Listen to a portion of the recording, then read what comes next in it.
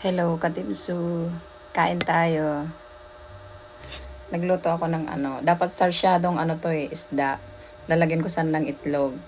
Pero nauna ko siyang lagyan ng Del Monte, yung panglagay sa spaghetti. Tapos nadamihan ko.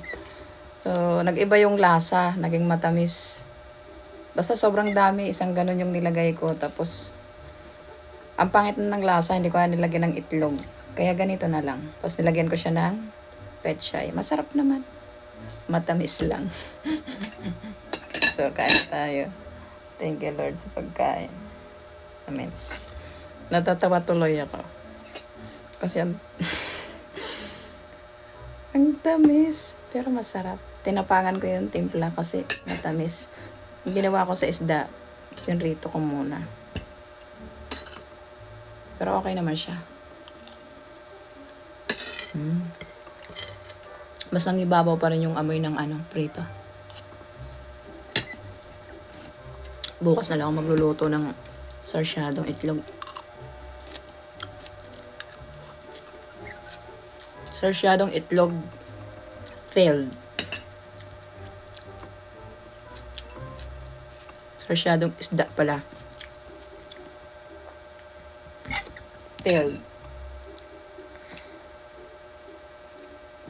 Yung isda. Hindi mo na ako magsisili.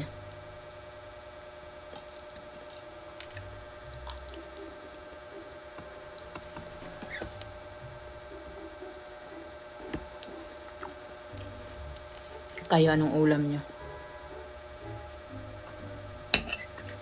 Sarap siya. Sarap.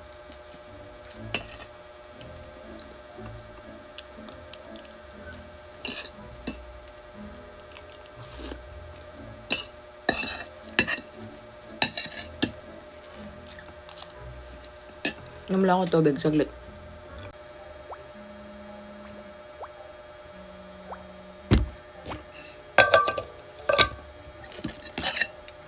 Yung ulam nyo, Katimsu, kumain na ba kayo?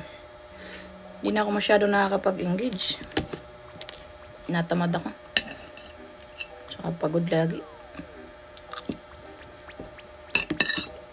Gusto ko matulog. Uyat.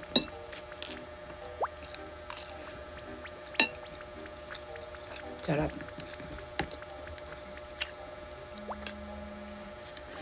Sana magustuhan niya mamaya pag uwi niya.